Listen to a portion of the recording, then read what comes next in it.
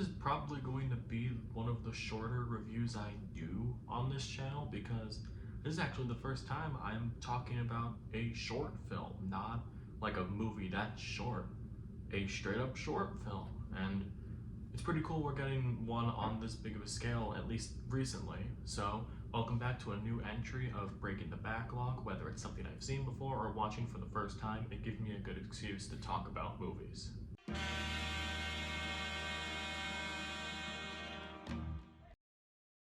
Strange Way of Life is a new short film from director Pedro Almodóvar, and they actually showed this in a couple of art house indie theaters tied to some other movies. I ended up not catching it, but there was, at one point they had it at a local cinematheque here, and I unfortunately did not get the chance to see it. But I watched it now. It's actually going on Netflix, at least in the US. I don't know what the plans are for it everywhere else. Next month. After 25 years, Silva rides a horse across the desert to visit his friend, Sheriff Jake.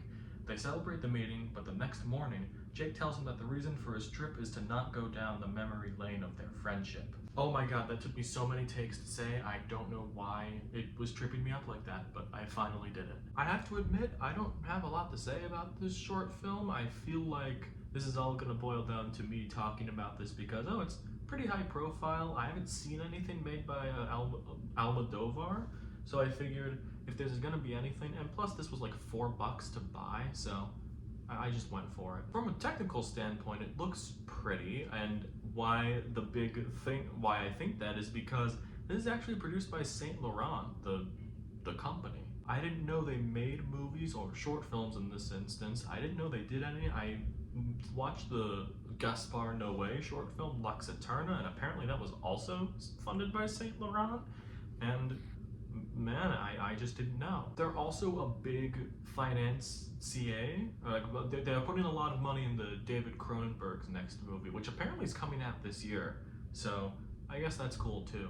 But I also think that's why a lot of the costume designs, and especially the production design, all feels overboard. Like, it feels a lot like a set in a good way, but I also just have to sit there and watch like, oh, like, this is very top of the line work. I get why the costumes look so good. When it comes to the actual acting, the two main performances and the ones that take up most of the screen time are Hawke and Pedro Pascal as, you know, two cowboys basically, and well, they're in love. That's the aspect about this that went viral when this first got announced and screened, that like, oh, like, they have sex, but they don't really show any of it.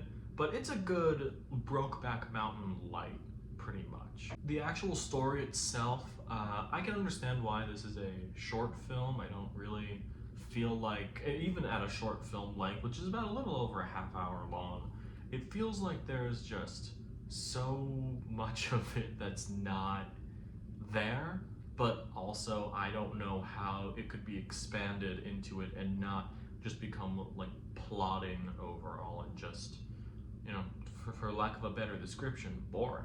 I think the idea is interesting. I think Hawke and Pascal have really good chemistry in this, and I would love to see them together in a full-on feature-length project, no matter what it is, because, you know, I like both those guys, and I like them together in both aspects, apparently, in this kind of short. I guess overall, I don't really have much to say about Strange Way of Life. I understand that it's a short film, but I don't think that should mean like, hey, if it's a shorter film, there's nothing else to mention about it.